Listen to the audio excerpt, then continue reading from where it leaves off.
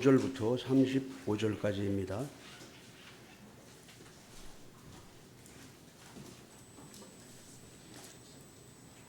이르시되 미련하고 선지자들이 말한 모든 것을 마음에 더디 믿는 자들이요 그리스도가 이런 고난을 받고 자기의 영광에 들어가야 할 것이 아니냐 하시고 이에 모세와 모든 선지자의 글로 시작하여 모든 성경에 쓴 바 자기에 관한 것을 자세히 설명하시니라. 그들이 가는 마을에 가까이 가매 예수는 더 가려 하는 것 같이 하시니 그들이 강권하여 이르되 우리와 함께 유하사이다. 때가 저물어 가고 날이 이미 기울었나이다 하니 이에 그들과 함께 유하로 들어가시니라. 그들과 함께 음식 잡수실 때에 떡을 가지사 축사하시고 떼어 그들에게 주시니 그들의 눈이 밝아져 그인 줄 알아보더니 예수는 그들에게 보이지 아니하시는지라. 그들이 서로 말하되 길에서 우리에게 말씀하시고 우리에게 성경을 풀어주실 때에 우리 속에서 마음이 뜨겁지 아니하더냐 하고 곧 그때로 일어나 예루살렘에 돌아가 보니 11 제자 및 그들과 함께 한 자들이 모여 있어 말하기를 주께서 과연 살아나시고 시몬에게 보이셨다 하는지라. 두 사람도 길에서 된 일과 예수께서 떡을 떼심으로 자기들에게 알려주신 것을 말하더라. 뜨거운 믿음을 오해하는 한국 교회라는 제목으로 오세순 형제의 설교가 있겠습니다.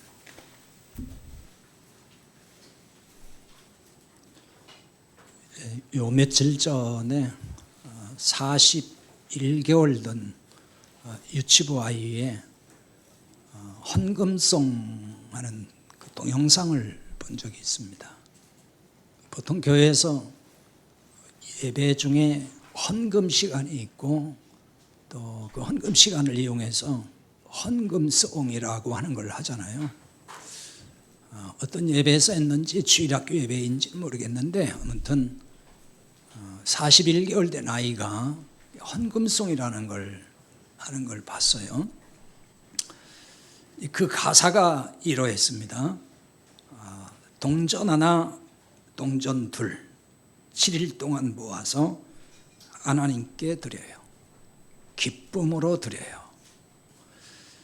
먹고 싶고 갖고 싶은 욕심도 있지만 예쁜 마음 정성 모아 하나님께 드려요. 이런 가사입니다. 이 가사의 노래를 아이가 정말 잘 부르더라고요. 뭐 앙증맞다고 할까요? 깜찍하다고 할까? 하여튼 노래를 정말 잘 했어요. 근데 여러분은 이 동영상을 뭐 보면 조금 더 느낌이 달라지겠지만은 가사를 제가 불러드렸는데 이 가사의 그 내용을 듣고 어떤 생각이 드셨습니까? 야, 참 은혜롭다. 뭐 그런 생각 드셨습니까? 아니면은 감동적이다. 뭐 그런 생각이 드셨습니까? 저는 순간 어떤 생각이 있었냐면요. 북한의 아이들 노래하는 장면이 딱 오버랩 됐어요. 북한의 그 아무것도 모르는 아이들이 얼마나 세뇌시키고 얼마나 훈련을 시켰는지 뭐 김정은 장군님 뭐 원수님 뭐 하면서 그 아이들 율동하고 노래하는 거 방송에서 볼 수 있잖아요. 그걸 보면서 감동이 아니라 어떻게 아이들을 저렇게까지 하나 이런 그 안타까운 마음이 있잖아요. 41개월 된 아이가 정말 잘했어요. 뭘 못해서가 아니라 너무너무 잘하는데 그 가사의 내용을 이렇게 들으면서 바로 이 북한의 그 어린 아이들이 노래하는 그게 딱 오버랩이 되면서 마음이 좀 아려왔습니다. 이 노래 가사를 언뜻 그냥 보면은 별 생각 없이 보면은 참 신앙교육을 위해서 잘 만들었다 이런 생각을 할 것 같아요. 여러분도 아마 순간 야 정말 좋은 가사인데 아이들 신앙교육에 얼마나 좋은 거야 이런 생각이 들었을지 몰라요. 그러나 이 노래 가사를 좀 이 노래 가사만 이렇게 잘 들여다보고 곰곰이 생각해 보면은 여기에는 전형적인 율법주의 신앙이 녹아 있어요. 7일 동안 동전 모아서 하나님께 기쁨으로 드린다는 노래잖아요. 먹고 싶고 갖고 싶은 욕심은 있지만은 정성으로 하나님께 드린다고 하는 이 노래. 아니 이게 왜 율법주의 신앙이 녹아 있는 것입니까? 이렇게 아마 반문하고 싶을 거예요. 신자라면 어른을 막론하고 의당 그래야 되는 거 아니에요? 아니 먹고 싶은 거 다 먹고 갖고 싶은 거 다 갖고 어떻게 헌금하고 그걸 다 참고 절제하면서 모았다가 매일같이 동전 하나 동절도 모아가지고 주일에 예배하면서 헌금 시간에 이렇게 다 하나님께 드려야 맞는 거지. 근데 왜 그게 뭐가 문제예요? 이런 생각을 충분히 할 것 같아요. 괜히 저 목사는 별걸 다 트집 잡는다 또 뭐 그럴지도 모르겠어요. 잘 들으셔야 됩니다. 자, 무엇이 문제이겠어요? 용돈을 쓰지 않고 모아서 하나님께 정성껏 드린다는 그 밑바닥에 무엇이 있겠어요? 이렇게 하면, 즉 이렇게 정성을 다 모으고 힘껏 뭔가를 하나님께 드리면은 누가 감동받는다고 얘기하죠? 하나님이 감동을 받으시고, 그 하나님이 감동을 받으셔야 뭘 주신다고 생각해요? 복을 주신다고 생각하잖아요. 이게 전부 깔려 있는 거예요. 한국교회 대부분 이게 다 깔려 있어요. 그래서 하나님께 정성껏 뭔가를 갖다 바쳐야 돼. 내가 어떤 행위를 통해서 하나님께 뭔가를 해서 하나님을 감동시킬 만한 행위, 하나님을 감동시킬 만한 헌금, 그냥 큰 거 뭐 이렇게 해야만이 하나님이 그래도 감동받으시고 그래서 복을 주셔도 복을 준다라고 하는 이런 의식, 이런 신앙관, 이걸 율법주의 신앙이라고 하는 거예요. 율법주의 신앙이 지금 정리가 잘 안 된 분들은 이게 또 혼란스러울 것 같긴 해요. 그게 왜 율법주의입니까? 하나님 앞에 열심히 갖다 정성껏 드리고 바치는데 그게 왜 문제야? 분명히 그럴 것 같아요. 근데 잘 생각해 보시라고요. 율법의 행위를 통해서 하나님 만족시킬 수 있고 하나님 감동시킬 수 있어요? 성경은 그걸 할 수 없다고 말씀하는 거예요. 그러니까 하나님이 다 주신다는 거예요. 그냥 다 주셨다는 거예요, 은혜로. 근데 우리 인간 생각에 늘 그 어떤 일반적 종교적 그 정서가 늘 깔려 있어가지고 믿는 신에게 정성을 해서 뭔가 이렇게 바치고 지극정성으로 섬기면은 그 신이 감동을 받아서 복을 준다고 하는 생각이 늘 마음에 있어요. 그래서 하나님도 그 방식으로 섬기고 있다는 거예요. 하나님을 위해 섬긴다고 생각하는 거예요. 그게 너무나 강해요. 그러나 하나님이 그런 걸 통해서 감동받으신다고 성경에 하지 않아요. 말씀하지 않는단 말이에요. 아이들에게 무엇을 하라고 하기 전에 하나님이 무엇을 해 주셨는지 그것을 알려줘야 되는 거예요. 근데 한국교회는 하나님이 뭘 해 주셨는지에 대해서는 간단해요. 그냥 한마디로 예수님 십자가에 죽으셔서 너 구원하셨어? 딱 그 한마디면 끝나요. 그 다음부터는 아주 그냥 줄기차게 뭘 가르치죠? 예배 생활 이렇게 해야 돼, 헌금은 이렇게 바쳐야 돼, 봉사 생활 이렇게 해야 돼, 전부 뭘 하라는 거예요. 종교적 행위예요, 전부 다. 그것이 중요한 게 아니에요. 하나님이 나를 위해서 무엇을 하셨는지, 어떤 일을 하셨는지 그걸 알려주는 게 성경이에요. 그거 알라는 거예요. 그거 알고서 그거 믿고 구원받으라는 얘기거든요. 그 하신 일의 핵심이 십자가 사랑이잖아요. 근데 그걸 한마디로 딱 한 절로 얘기해서 다 끝내버리면 안 되는 거예요. 그 핵심 십자가 사랑 속에 담겨있는 내용이 얼마나 많습니까? 그걸 전부 풀어서 이렇게 저렇게 알려줘야 되는 거예요. 이게 하나님이 하신 일이야. 너를 위해서 하나님이 이렇게 해주셨어. 그걸 깨닫게 해주는 거. 그게 알려주는 것이 가장 기본이고 그것이 가장 중요한 거예요. 이거를 좀 쉬운 말로 그냥 은혜의 복음을 가르쳐 주는 거다. 은혜의 복음을 알려주는 거다. 이렇게 말을 하는 거예요. 말은 한마디로 하지만 거기에 엄청나게 많은 분량이 있는 거예요. 얘기해 줄게. 많은 교회에서 아이들에게 율법주의 신앙을 주입하고 있어요. 이게 현실이에요. 이게 뭐 제가 어거지 소리 하는 게 아닙니다. 저도 그렇게 목회를 해왔기 때문에 그런 거예요. 거의 다 그래요. 제가 볼 때. 여름방학이 됐습니다. 방학이 오면은 대부분 교회가 성경학교와 혹은 여름 수련회 이런 행사들을 하죠. 여름 행사를 한다고요. 거의 다 하죠. 여기서 바로 이런 행사를 통해서 아이들에게 가르치는 내용이 대부분 율법주의 신앙입니다. 그걸 이렇게 주입시킨단 말이에요. 열심히 해야 할 종교적 행위에 초점을 맞추고 훈련을 시켜요. 그래야 신앙이 들어간다고 생각하고 그래야 믿음 좋은 아이로 성장할 수 있다고 생각을 해요. 그 행위 중에 여러 가지가 있지만 그 예를 하나 들어보면요, 성경학교라든지 이제 수련회 같은 데 가면은 여러 프로그램이 있는데요, 마지막 날이든지 아무튼 어떤 그 한 날을 정해가지고 캠파이어도 하고 또 여러 이벤트를 하는데 그중에 이런 행사를 아마 여러분도 하신 적이 있을 거예요. 아이들에게 A4 용지 이렇게 쫙 나눠줍니다. 그리고 거기다가 죄를 다 적으라고 해요. 네가 지은 죄를 전부 빼놓지 말고 생각나는데 전부 적으라 그래요. 그리고 그걸 캠파이어 할 때 불에다가 태우는 의식을 해요. 교회에서 할 때는 촛불로 태우는 의식도 하고 그래야 죄가 사라진다. 죄 용서받는다. 여러분, 미신도 이런 미신이 없는 거예요, 사실은. 그럴듯하게 보이지만 사실 그렇게 하면 안 돼요. 아이들한테 그런 걸 심어주면 안 되는 거거든요. 그러면 그 아이들은 죄가, 성경에서 말한 죄가 뭔지를 사실 몰라요. 안 가르쳐 주니까.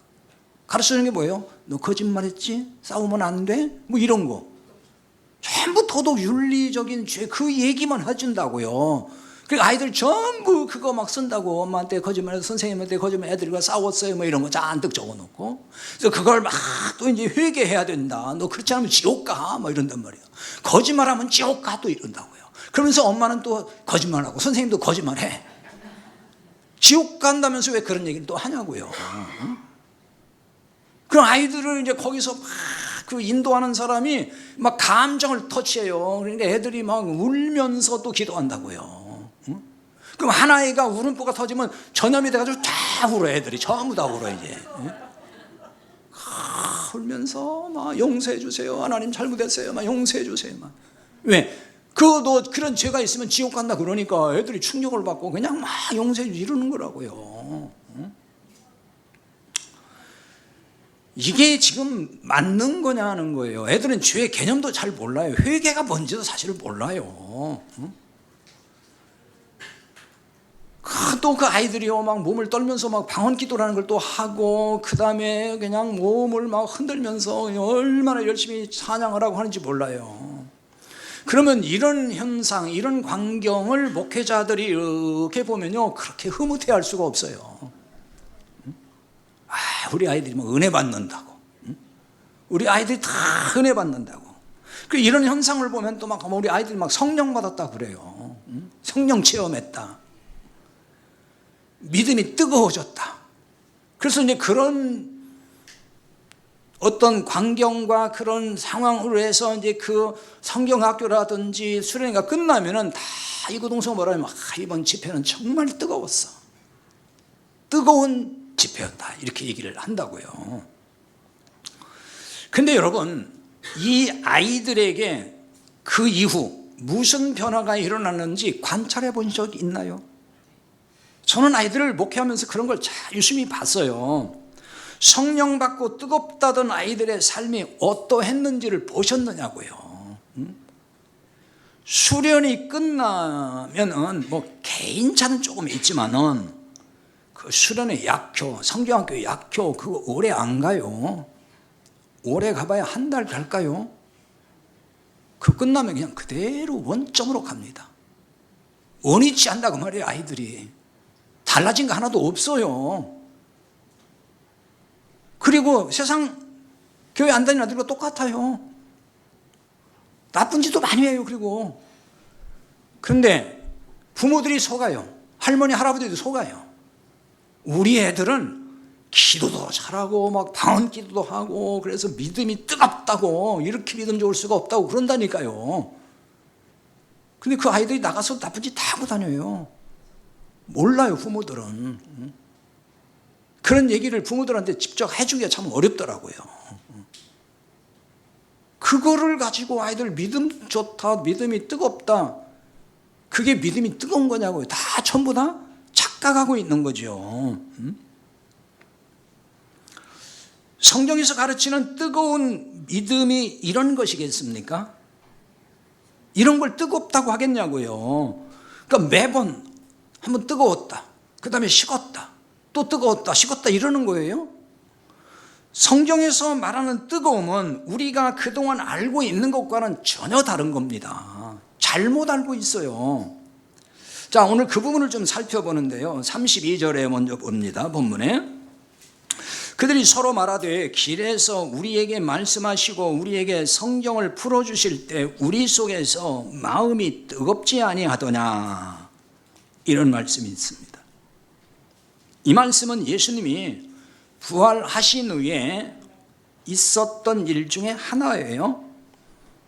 앞으로 쭉 돌아가서 13절부터 보면은 예루살렘에서 엠마오로 내려가는 두 제자가 등장을 해요. 이들이 예수님의 부활과 관련한 그 이야기를 나누면서 가고 있었거든요. 이때 부활하신 예수님이 이들에게 나타나셔서 동행을 하시게 됩니다. 하지만 이 두 제자는 눈이 가려져 가지고 이분이 예수님인지 알아보지 못했다고 나와요. 그러니까 예수님이 동행하시면서 이들의 대화에 끼어들어서 당신들이 지금 주고받는 이야기가 뭐예요? 이렇게 묻는다고요. 무슨 얘기예요 지금? 그러자 이들은 아니, 당신은 지금 예루살렘에서 어떤 일이 일어났는지도 모르냐, 지금 예수가 십자가에 죽었다가 부활했다고 지금 난리가 났다, 지금 그것도 모르냐, 이런 식의 예수 이야기를 쭉 합니다. 예루살렘에서 일어난 십자가 사건과 부활에 대해서 좀 얘기를 해요. 예수님이 십자가에 죽었지만은 살아났다고 하더라. 우리 그 말을 들었다. 그래서 무덤에 가본 자의 말까지 빌려가지고 시체를 보지 못했다고 하더라. 그 얘기를 지금 이 두 제자가 한다고요. 이들은 예수님의 무덤이 비어 있다는 이 소식을 이제 들었다는 얘기잖아요. 그런데 부활을 믿지 못하고 있는 거예요. 실망해가지고 엠마오로 가는 거거든요. 무덤이 비어 있다 그러면 아, 예수님이 약속대로 부활하셨구나 이렇게 믿는 게 아니고, 그 시체가 어디로 간 거야? 실망해가지고 그냥 가고 있는 거예요. 그래서 엠마오로 가고 있는 중인데 이제 동행하던 예수님이 이들의 말을 다 들으시더니 말씀하시기 시작을 합니다. 선지자들이 말한 모든 것을 마음에 더디 믿는 자들이라 이러면서 말씀을 꺼내십니다. 26절에 이렇게 말씀해요. 그리스도가 십자가 고난을 받고 자기 영광에 들어가야 할 것이 아니냐. 그리고 이 부분에 대해서 성경으로 자세히 설명을 해주셔요. 그게 27절이에요. 오늘 본문 27절 보겠어요. 이에 모세와 모든 선지자의 글로 시작하여 모든 성경에 쓴 바 자기에 관한 것을 자세히 설명하시니라 그랬어요. 모세와 모든 선지자의 글, 모세의 글, 그거는 모세오경이에요. 구약 성경. 선지자의 글은 구약의 선지서, 예언서라고 하는 그 성경들. 그리고 모든 성경 그랬잖아요. 이게 다 구약 성경이죠. 그때는 신약 성경이 없어요. 구약 성경입니다. 근데 그 성경에 쓴 바, 그 성경에 누가 써 있다는 거예요? 누구에 대한 기록이라는 거예요? 자기에 관한 것, 그리고 예수님에 관한 것, 그걸 자세히 설명을 해줬다는 거예요. 예수님이 부활을 믿지 못하는 또 다른 제자들에게도 나타나셔가지고 똑같은 말씀을 하셨어요. 그 말씀이 누가복음 24장에 쭉 오늘 읽은 말씀 뒤로 더 내려가 보면은 24절, 25절에 나오거든요. 자, 거기에 보겠습니다. 또 이르시되 내가 너희와 함께 있을 때에 너희에게 말한 바 곧 모세 율법과 선지자의 글과 시편의 날을 가리켜 기록된 모든 것이 이루어져야 하리라 한 말이 이것이니라 하시고 이에 그들의 마음을 열어 성경을 깨닫게 하시고. 자, 앞에서 나왔던 27절과 같은 말씀이죠. 지금 여기 24절, 25절도 이것도 역시 24절, 25절이 아니네요. 44절, 45절이네요. 44절, 45절. 누가복음 24장 44절, 45절. 제가 착각을 했는데요. 자, 거기에 똑같은 얘기예요. 거기에 뭐라고 했냐면은 모세 율법과 선지자의 글과 시편의 날을 가리켜 기록한 것, 이렇게 나오잖아요. 똑같은 얘기를 하는 거죠. 그러니까. 근데 이거를 내가 너희와 함께 있을 때에 말한 바, 그러니까 예수님이 십자가 죽기 전에 이미 제자들에게 이 사실을 성경을 가지고 알려줬다는 얘기예요. 다 가르쳐 줬다는 거예요. 기록된 이 모든 것, 구약에 있는 예수님에 관한 이 기록된 모든 것이 이루어져야 하리란 한 말이 이것이다 하시고 그들의 마음을 열어 성경을 깨닫게 하셨다. 부활을 믿지 못한 제자들에게 성경으로 증거를 해주셨어요. 그러니까 구약 성경은 모두 다 누구의 이야기라는 거죠? 그리스도 예수, 그리스도의 이야기라는 거예요. 그리스도의 말씀, 그리스도를 보여주고 있다는 거거든요. 그래서 요한복음 5장 39절에서도 또 말씀하셨죠. 예수님이 너희가 성경에서 영생을 얻는 줄 생각하고 성경을 연구하거니와 이 성경이 곧 내게 대하여 증언하는 것이니라. 지금까지 인용했던 말씀들은 제가 여러 번 그동안에도 인용했던 말씀들이에요. 왜냐하면 이게 너무 중요하니까 그래요.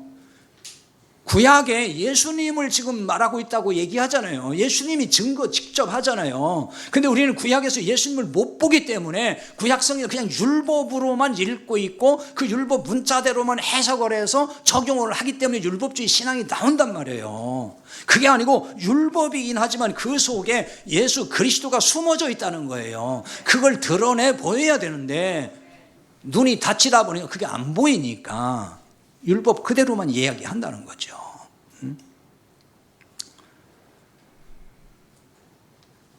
예수님은 지금 이런 점에서 엠마오 도상의 제자들에게 구약 성경을 자세히 설명을 하셨다는 말이에요. 그래서 구약에서 그리스도를 볼 수 있도록 세밀하게 설명하신 겁니다. 27절에 자세히 설명하셨다고 나왔잖아요.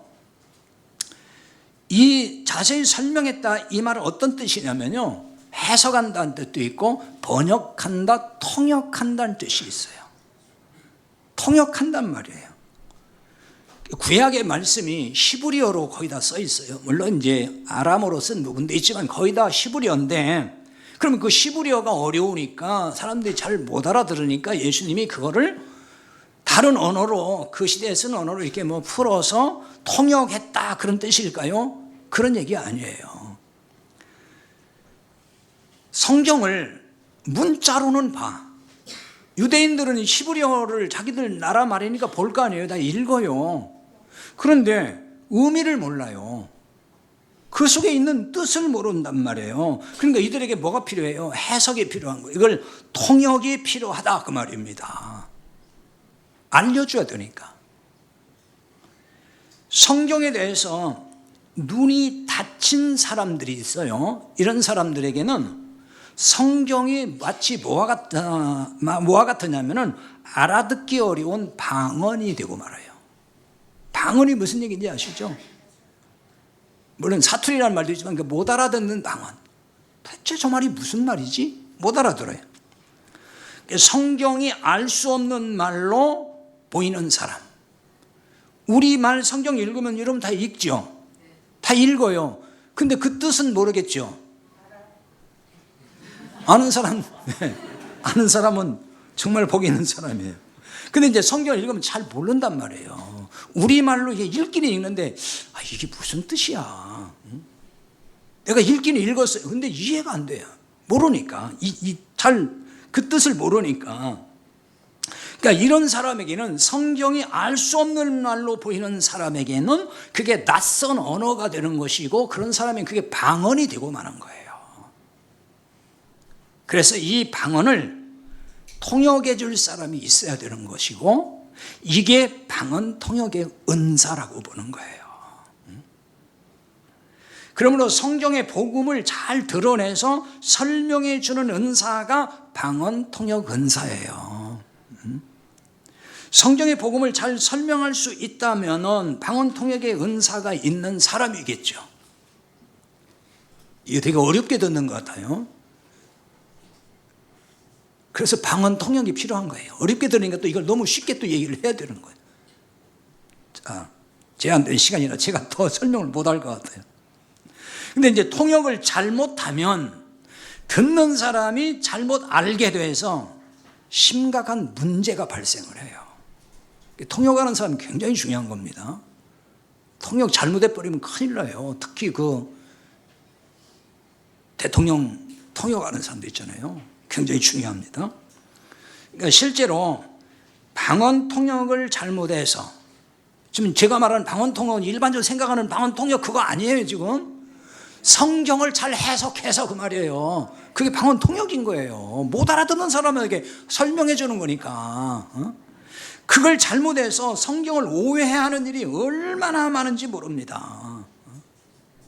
그 중에 하나가 오늘 살펴볼 뜨거운 믿음에 대한 오해예요. 믿음이 뜨겁다, 신앙이 뜨겁다, 이런 거. 가짜 뜨거움을 진짜 뜨거움이라고 통역을 잘못하는 바람에 다 그 오해를 하고 있다는 말이에요. 엠마오 도상의 제자들 마음이 언제 뜨거워졌다고 그래요? 32절 하반절에 그랬죠. 우리에게 성경을 풀어주실 때 우리 속에서 마음이 뜨겁지 아니하더냐 그랬어요. 성경을 풀어주실 때 마음이 뜨거워졌다 이렇게 나옵니다. 여기 풀어주다, 풀었다는 얘기는 완전히 열었다 그런 뜻이에요. 열어줬다, 해석했다, 혹은 설명한다 이런 뜻이 있습니다. 이것도 그러니까 일종의 이 뜻으로 보면 통역과 같은 거예요. 알아듣게 해주는 거니까. 감춰진 말씀을 알아듣게 해석하는 거, 그걸 통역하는 거예요. 그게 바로. 그러므로 성경에서 복음을 보게 하고 성경을 복음으로 알아듣게 하는 일인 거죠. 성경에서 복음을 봐야 되는 거예요. 근데 성경에서 복음이 안 보이니까 전부 율법으로 보고 윤리 도덕으로만 본단 말이에요. 교훈으로 내가 뭘 해야 될, 지켜야 될 종교적 규례로만 보인다는 거죠. 이제 그렇게 안 보고 거기에서 복음을 보게 해주는 거, 그리고 성경을 복음으로 알아듣게 하는 일, 그거예요. 그게 통역이에요. 풀어준다는 게 여기서 그 뜻입니다. 성경에서 그리스도를 보게 한다는 말과 같습니다. 복음을 본다는 말은 그리스도를 본다는 말과 같은 거예요. 그리스도가 복음이니까요. 그리스도를 보는 사람은 은혜 복음을 깨닫게 돼요. 진리를 깨닫는다는 것이에요. 그럼 누가 깨닫게 하실까요? 사람이 머리 좋아서 깨닫는다는 얘기일까요? 그렇죠. 그게 아니에요. 성령님이 깨닫도록 해주시는 거예요. 머리 좋다고 깨닫는 게 아니에요. 기가 막히게 머리 좋고 명문대학 나와도 못 깨닫는 사람은 정말 못 깨닫더라고요. 못 알아들어요. 요한복음 15장 26절에 보면은 내가 아버지께로부터 너희에게 보낼 보혜사 곧 아버지께로부터 나오시는 진리의 성령이 오실 때 그가 나를 증언하실 것이요 이렇게 말씀합니다. 보혜사 성령님이 그리스도를 증언하신다고 말씀해요. 성령님 오시면 복음이신 그리스도를 증언한다는 말이에요. 그래서 성령님이 임하면, 성령님이 임한 사람은 복음을 깨달아요. 알아들어요. 왜냐하면 성령님의 사역이 이거예요. 가장 중요한 사역이에요. 진리를 깨닫게 해주는 사역, 복음을 보게 하는 거, 복음을 깨닫게 하는 거, 이게 성령의 사역이에요. 그래서 복음의 말씀을 들을 때마다 깨닫고 믿어진다 그러면은 그 사람은 성령이 임한 사람인 거예요. 성령님이 복음의 말씀을 깨닫게 해서 알게 될 때에 그때 마음이 뜨거워지는 거예요. 32절 하반절에 우리 손에서 마음이 뜨겁지 아니하더냐 그랬어요. 근데 여기 뜨겁다 하는 말은 카이오라는 헬라어 동사인데 이거는 불에 타버린다 그런 뜻이에요. 연소 이런 거. 뜨겁다라고 번역을 했기 때문에 그냥 뭔가 어떤 뜨거움의 상태를 자꾸 생각하기 쉽잖아요. 그러다 보니까 우리가 막 뜨겁다, 믿음이 뜨겁다, 뭐가 뜨겁다 이런 말을 하는 건데 여기 뜨겁다는 얘기는 그 어떤 뜨거운 상태를 아는 게 아니고 불에 타서 없어지는 걸 말하는 거예요. 불에 타버렸다는 거예요. 연소됐다. 그게 카이오란 동사예요. 그런데 여기 뜨겁다라는 이 동사, 카이오란 동사가 수동태로 쓰였거든요. 무슨 말이 되겠어요? 내가 능동적으로 뜨거워질 수 있는 게 아니고 성령님이 뜨겁게 해주셔야 뜨거워진다. 그 얘기인 거죠. 그런데 어떻습니까? 많은 신자가 자기 노력으로 스스로 뜨거워지려고 애를 쓴다고요. 뜨겁게 해주셔야 뜨거워지는 거, 내가 뜨거워지려고 한다고 내가. 몸부림을 치며 기도하고 찬양하면은 이걸 뜨거움이라고도 생각을 해요. 그래서 그렇게 열심히 찬양하는 사람들이 뭐라고 하죠? 아이고, 저분은 정말 뜨겁게 기도하고 믿음이 뜨거운 사람이에요 그러잖아요. 그걸 말하는 게 아니에요. 이런 뜨거움은 가짜 뜨거움인 거예요. 진짜 아니에요. 이런 뜨거움은 트로트 콘서트장에 가서도 볼 수 있고 아이돌 가수들 공연장에서도 그렇고 가보세요. 그거 뭐 얼마나 뜨겁으니 열기가 그냥 보통 뜨거운 게 아니에요. 교회에서 하는 뜨거운 건 그건 아무것도 아니에요. 그런데 가보면은 여러분 다 아실 거예요. 굉장하잖아요. 열광적이죠 아주. 많은 신자가 이런 식의 뜨거움을 성령님이 주는 뜨거움이라고 착각을 하고 있단 말이에요. 이것은 감정의 뜨거움이에요. 육체의 뜨거움인 거예요. 여러분 막 뛰어가면서 박수도 치고 막 흔들어대고 몸이 열 나가서 안 나겠어요? 몸 열나 땀 난다고요. 그 몸이 뜨거워지는 거예요. 그럼 또 막 감정이 업되면은 감정이 뜨거워지잖아요. 그러니까 뭐 그냥 그 이상한 행동을 하는 거예요. 이거는 진정한 뜨거움이 아니에요. 그래서 그 시간만 지나면 금방 식어버리는 겁니다. 그럼 32절에 뜨겁다 하는 얘기는 지금 무슨 얘기를 하겠죠? 불탄다 그랬잖아요. 불에 타버린 거예요. 타서 없어지는 거예요. 따라서 그럼 뭐가 타서 없어지는 거겠어요? 마음이 뜨겁다 그랬잖아요. 마음이 뜨겁다 하는 말은 그러니까 성령님이 마음을 불로 태워버린다 그 얘기예요. 마음이 그러니까 불에 타서 없어지는 상태. 내 마음이 없어지는 거예요. 어떤 마음을 불로 태우실까요? 옛사람의 마음을 성령의 불로 그냥 태우시는 거예요. 그 마음은 없어지는 거잖아요. 옛 마음이 불에 타 없어지고 새 마음이 되는 것을 뜨겁다고 하는 거예요.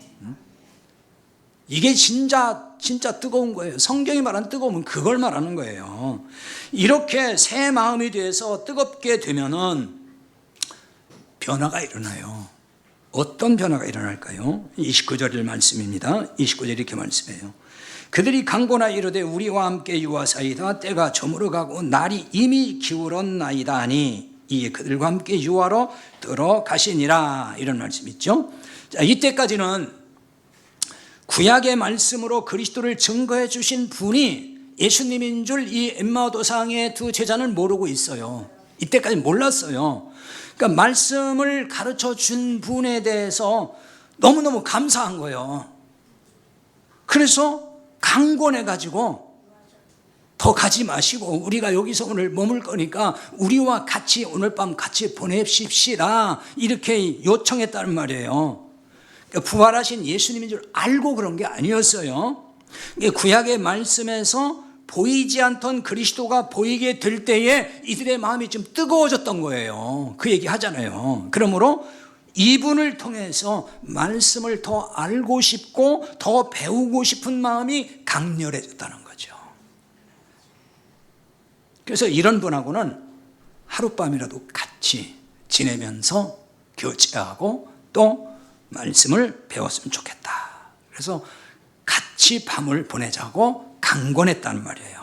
이 강권했다는 얘기는 힘을 사용해서 강제한다 이런 뜻에서 온 말이에요. 그래서 그 강청했다, 강요한다 이런 뜻으로 사용하거든요. 이 얘기는 지금 복음의 말씀을 얼마나 더 듣고 싶어하며 사모했는지를 알게 해주는 말씀인 거예요.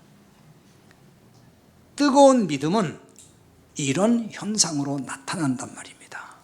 이런 변화가 일어난다 이 얘기예요. 복음의 말씀을 갈망하는 마음이 생겨요. 알고 싶어 해요. 배우고 싶어 해요. 그 마음이 간절해지는 거예요. 이런 현상을 두고서 믿음이 뜨겁다, 또 영적으로 뜨겁다 이렇게 말을 하는 거예요. 그런데 많은 교회의 정서는 이와 사뭇 다르죠.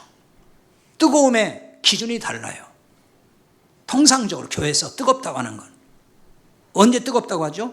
통성으로 기도를 크게 부르짖으면서 해야만이 영적으로 뜨겁다고 말을 하죠. 찬양을 해도 그냥 조용히 앉아서 하면 안 되고 목청껏 부르면서 온몸으로 부르면서 예배하고 찬양하고 그러면은 그 예배가 뜨겁다 그런다고요. 들어보셨죠? 다 그러잖아요. 그 교회 가면 예배가 뜨거워 막 기도가 뜨거워 막 그렇게 하면 뜨겁다 그래요. 그런데 여러분 대부분 그 뜨거움을 그렇게 느끼고 그게 뜨겁다고 하는 신자들은요, 제가 가만히 목회하면서 경험해 보니까 설교 중에는 딴짓을 해요. 졸기일수에 졸기일수. 왜? 별 관심이 없어 그런 거에 대해서. 뜨겁게 하는 것이 관심이지 뭐 말씀 뭐 관심이 없어요. 그러니까 차분히 복음의 진리를 설교하고 가르치면은 그들은 뭐라고 하냐? 냉랭하다 그래요. 저 목사 은혜가 없이 그냥 냉랭하다고. 그리고 지루해 죽겠다고. 다 이렇게 얘기해요. 이런 반응을 보여요. 그러니까 설교를 해도 그냥 차분하게 논리적으로 이게 이런 겁니다 이렇게 뜻을 설명하고 이렇게 하면은 뜨겁다고 안 하고 막 이렇게 하면서 막 믿습니까? 막 믿으시기 바랍니다. 축복합니다. 뭐 잘 될 겁니다. 막 이렇게 예화를 들어가면서 감동적인 얘기를 하고 막 쏟아내고 그래야만이 뜨겁다 그랬고 설교가 뜨겁다 은혜가 된다. 그리고 이런 사람들은 설교가 짧으면 짧을수록 은혜롭다 그래요. 길면 길수록 막 이렇게 막 몸살 날라고 그래야죠. 막 시계를 자꾸 보고. 근데 우리 교회는 안 그런 것 같아요. 시계를 자꾸 보는 분이 없어요. 있으면 저도 빨리 끝내고 버리고 말 텐데 그냥 길게 하는데도 잘 들으셔요 보면은. 그래 이런 분들은 기도와 찬양을 오래 해야만 뜨겁다고 생각을 해요. 그러니까 설교는 짧으면 좋고 기도와 찬양은 오래 했으면 좋겠다. 언젠가 청년들하고 이렇게 집회를 하는데 어떤 청년이 건의사항이라면서 그런 얘기를 하더라고요. 목사님 설교는 좀 짧으면 좋겠고요 찬양을 오래 했으면 좋겠어요 그러더라고요. 그런 식이에요. 말씀에 별 관심이 없어요. 근데 이런 신자라면은 뜨거운 믿음을 오해해도 보통 오해한 게 아닌 거예요. 복음을 깨닫지 못한 사람의 기도와 찬양은 아무리 겉보기에 뜨겁게도 그건 뜨거운 게 아니에요. 성경이 말하는 뜨거운 건 아니라 그건 감정이 뜨거워진 것이지 진짜 내 영이 뜨거워진 게 아니란 말이에요. 이런 얘기를 제가 그냥 무슨 트집 잡으려고 하는 게 아니에요. 저도 젊어서는 흔히 말하는 이 뜨거운 걸 좋아했다고 해요. 저도 그렇게 했어요. 그렇게 어릴 때부터 자랐고 보고 들은 게 그거예요. 목회도 그렇게 배웠어요. 뜨거운 기도를 좋아했다고요. 그 뜨거운 기도 하려면 그냥 하면 안 돼. 주여 3창으로 시작을 해야 돼요. 주여 원창은 안 돼. 1창은 3창으로 반드시 해야 되는 것이고 그러면서 막 소리를 내서 기도하는 걸 부르짖어 기도하라 그러잖아요. 막 부르짖으면서 거기다가 이제 그냥 우리말로만 하면 안 되고 방언을 섞어가면서 방언으로 했다가 우리말로 했다가 막 이렇게 해야 되는 거예요. 그러면 막 뜨겁다고 그래요. 기도가 뜨겁다. 아마 여러분도 이런 식으로 기도했던 분들 경험이 있을 거예요. 저도 젊을 때 그렇게 했어요. 제가 뭐 안 해본 걸 가지고 뭐 하는 얘기 아닙니다. 저도 다 경험한 걸 얘기하는 거예요. 근데 제 경험으로 보면은 진짜 뜨거워서 부르짖고 기도했던 게 아니었어요. 그러니까 뜨겁지 않으니까 뜨거워지고 싶어서 부르짖고 기도했단 말이에요. 안 뜨거우니까. 그게 목이 아프도록 기도했지만은 진짜 뜨거워지지 않더라고요. 목만 아프지. 안 뜨거워졌어요. 고래고래 소리질러 기도하는 것은 뜨겁지 않다는, 자기 상태가 지금 뜨겁지 않다고 하는 하나의 반증인 거예요. 그거는 뜨거워지지 않으니까 뭔가를 보여달라고, 그래서 내가 좀 뜨거워지게 해달라고 그냥 답답해서 소리 지르는 거거든요. 제가 그랬단 말이에요. 그냥 불이라도 반짝하는 걸 봤으면 좋겠어요. 그러면 그거 봤으니까 그래 마음이 좀 뜨거워지게. 그것도 없으니까, 아무것도 안 보이니까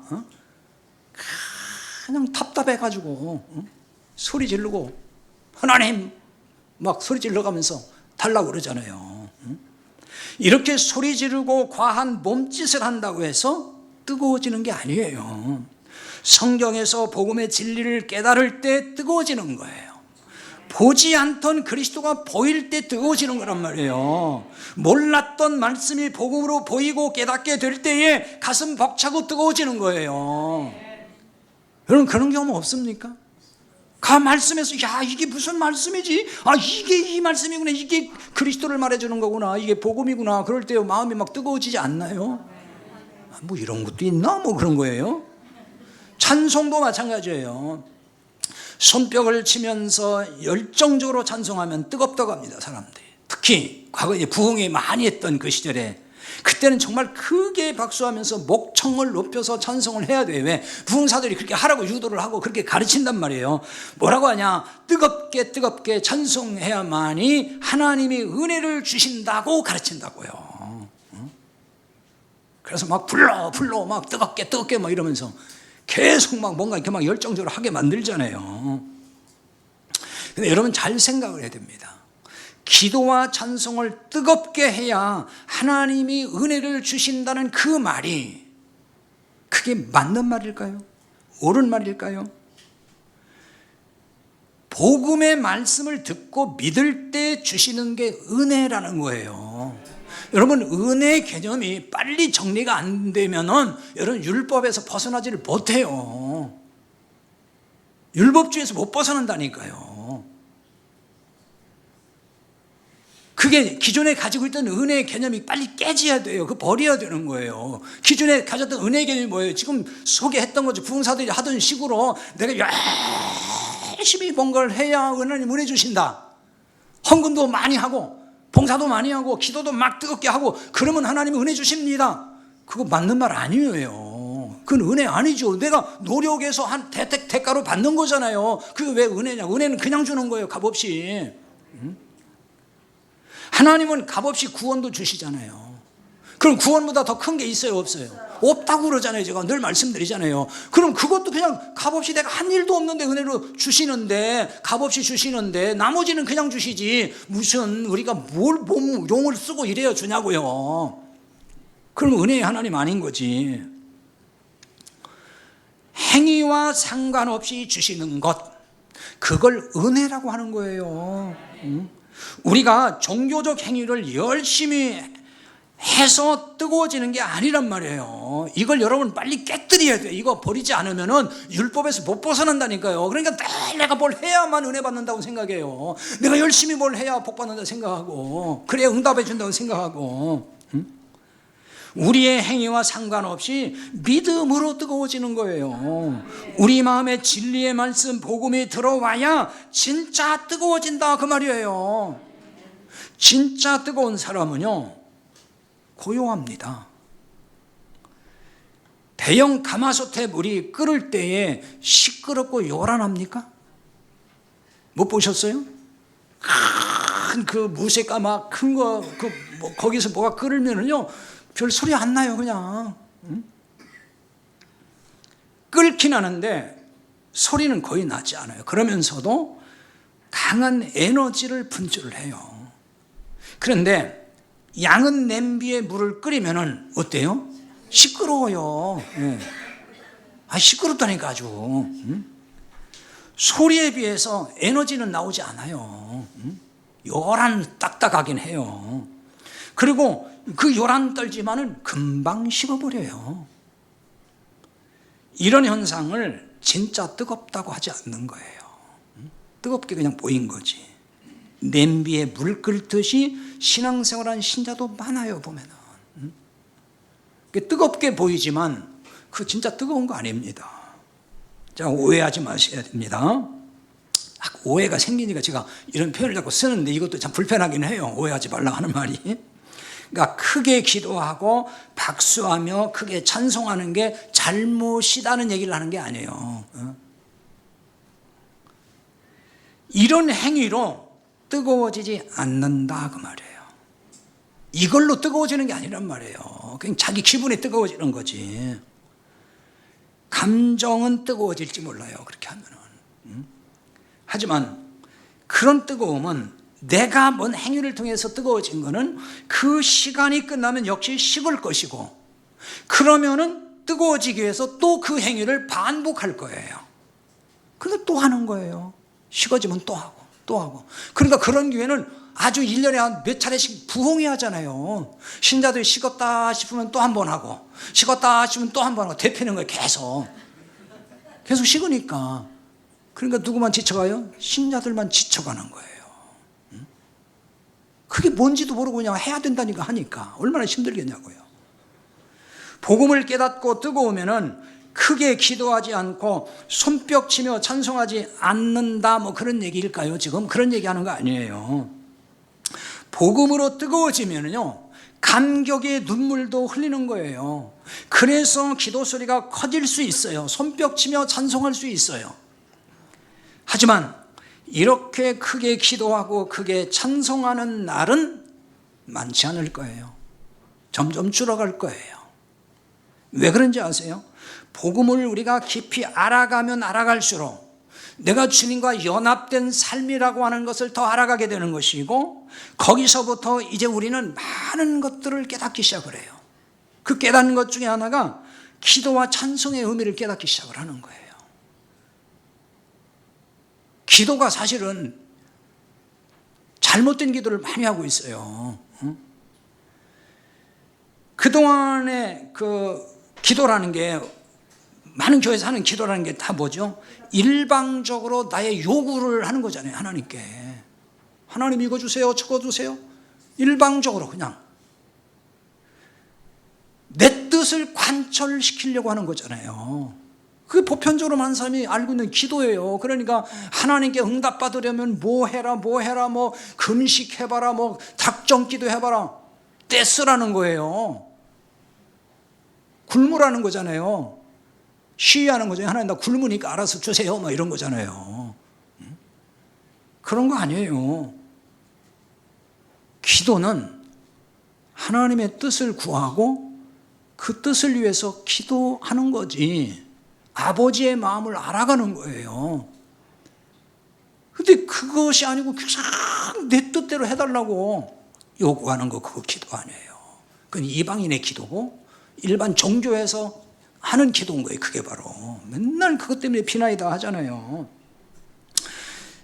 복음을 알아갈수록 주님과 내가 연합된 삶의 의미를 깨달아가기 시작을 해요. 그러면 기도의 의미도 알게 되는 것이고 찬송의 의미도 알게 되는 거예요. 그래서 바뀌기 시작을 하는 거예요. 기도가 바뀌기 시작을 해요. 뜨겁지만 고요하게 신앙생활을 해요. 남들이 볼 때는 뜨겁지 않다고 봐요. 그러나 사실은 뜨거운 사람이에요. 자, 어떻게 이런 변화가 일어날까요? 엠마오 도상의 두 제자가 말씀을 가르쳐준 사람이 예수님인 줄 몰랐다 그랬죠. 이제 그 상태에서 하룻밤을 함께 유숙하기로 했습니다. 근데 그날 저녁에 두 제자가 예수님과 함께 음식을 먹어요. 그러니까 제자들 입장에서는 길에서 만난 이 낯선 사람과 유숙하면서 음식을 먹은 거죠. 근데 이 음식을 예수님이 이제 떡을 주신다고요. 30절에 보면은 이런 두 제자에게 예수님이 축사하시고 떡을 떼어 주셨다고 나옵니다. 주셨다. 이 주신다고 하는 말은 에피디도미라고 하거든요. 헬란말로. 이 말은 에피라는 말과 디도미라는 말이 합성된 건데, 에피라는 말은 위에라는 뜻입니다. 뭐 어떤 위에, 디도미는 준다고 말해요. 그러니까 위의 것으로 준다, 그런 얘기예요. 그래서 여기 어떤 의미가 담겨 있냐 그러면은, 자, 위의 것은 뭐예요? 하늘의 것이잖아요. 하늘의 걸로 주는 떡이에요. 그게 뭐예요? 진리고 복음이잖아요. 그것으로 예수님이 주셨다는 말이 되는 거예요. 그걸 담아주고 있는 거예요, 이 말씀에. 그런데 자, 떡을 받아 먹던 제자들 눈이 밝아져서 예수님인 줄 알아봤다는 거예요. 그 신령한 떡을 먹으면 그렇게 된다는 걸 보여주는 거예요. 그래서 31절에 밝아져라는 이 말은 완전히 열렸다는 뜻입니다. 완전히 열렸다. 근데 이것도 수동태로 쓰였어요. 그래서 제자들의 노력으로 열린 게 아니라 주님이 눈을 열어주셨다는 말이 되는 거예요. 그래서 16절에는 눈이 가려져서 부활의 예수님을 보고도 알아보지 못했다고 나왔잖아요. 그러나 가려진 눈이 열려서 이제 부활의 주님을 알아봤어요. 그 이제 31절인데 거기 알아보다 이 말은 충분히 알았다는 거예요. 완전히 알았다는 뜻이거든요. 근데 이거는 능동태로 쓰여 있습니다. 이 말이 무슨 얘기냐? 주님을 알아보는 능력이 그 두 제자에게 임했다, 그 얘기인 겁니다. 눈이 열린 것은 전적으로 주님이 하신 일이죠. 그로 인해 주님을 알아보는 능력이 생겨났다는 말이에요. 이 능력이 바로 우리가 사모하고 받아야 될 능력이에요. 성경에서 그리스도를 알아보는 능력, 그 능력 말이에요. 성경을 보면은 그리스도가 보여요. 복음이 보여요. 그 능력을 받아야 된다는 우리가. 전에는 흐릿하게 보였는데 지금은 선명하게 보여요. 이런 신자가 능력 받은 거예요. 엉뚱한 능력 구하지 마세요.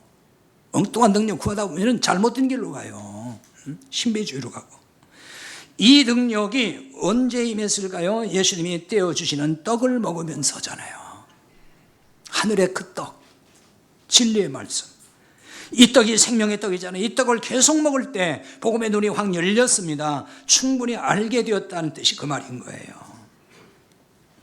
처음에 이 제자들은 부활의 주님이 옆에 있음에도 알아보지 못했잖아요. 더 상급 가다가. 그런데 부활의 예수님이 구약의 복음을 가르쳐 주실 때에 그거를 들었잖아요. 들으면서 마음이 뜨거워졌어요. 이 상황을 다르게 표현하면은 이제 복음을 들을 수 있는 귀가 열렸다는 얘기예요. 들렸으니까 이제. 그럼 그전에는 구약에 있는 말씀에서 복음을 예수님이 안 가르쳤어요? 가르쳤다 그랬잖아요. 아까 45절인가요? 거기에 나왔잖아요. 44절에. 가르쳤다고요. 그전에 십자가 지기 전에도. 그런데 그때는 귀들이 다 막혀가지고 못 들은 거예요. 못 알아들었다고요. 이제는 이제 복음이 귀에 들리게 됐단 말이에요. 그걸 귀가 열렸다고 하는 거예요. 여러분이 설교를 들으면서 복음이 들리면 그게 귀가 열린 거예요. 영의 귀가 열렸다고 하는 거예요. 무슨 저 하늘에서 막 이상한 소리 막 들리는 걸 가지고 영의 귀가 열렸다 이러는 게 아니에요. 그런 소리 들으려고 하면 이제 마귀 소리 듣는다고요.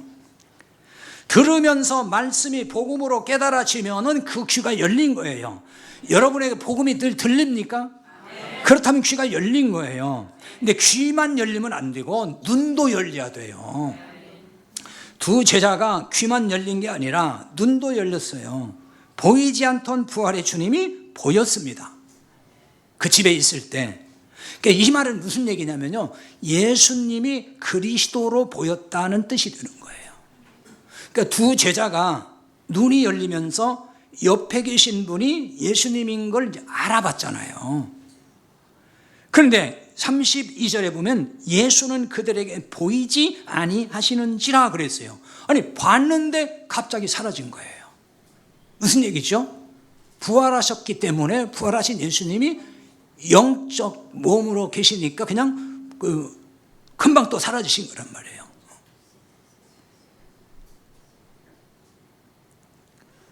예수님이 부활하셨다는 증거를 그렇게 보여주신 거예요. 예수님이 부활하신 것은 이게 무슨 얘기냐면 예수님은 죽고 그리스도로 살아나셨다는 뜻이 되는 겁니다. 이 말은 예수님을 예수로만 보면 안 된다는 뜻인 거예요. 부활하신 예수님은 그리스도로 계시기 때문이에요. 그래서 예수님이 그리스도로 보이도록 눈이 열려야 되는 겁니다. 그리스도로 보인다는 얘기는 영원한 생명의 주, 영원한 생명을 주는 구원의 주님으로 보이는 것, 그리스도로 보이는 거예요. 그러니까 초대교회 성도들은 이 눈이 열렸습니다. 그래서 초대교회 성도들은 예수를 그리스도라고 믿었어요. 그렇게 가르쳤고 전도했어요. 사도행전 5장 42절에 보면 이렇게 나오죠. 그들이 날마다 성전에 있든지 집에 있든지 예수는 그리스도라고 가르치기와 전도하기를 그치지 아니하니라. 예수는 누구라고 가르치고 전도했어요? 그리스도라고. 예수 믿으십시오 이렇게 전도한 게 아니에요. 예수님을 그리스도로 믿어야 됩니다 이렇게 전도한 거예요. 이 말씀의 의미를 잘 여러분 깨달아야 돼요.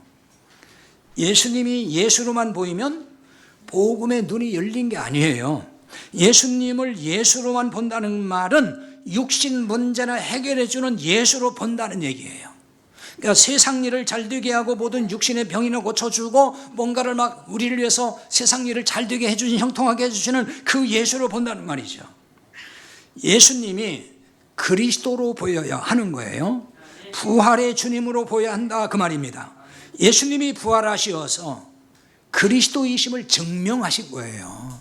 예수님이 십자가에서 죽는 걸로 끝났으면 그리스도가 될 수가 없어요. 구원의 주님이 아니라는 얘기잖아요.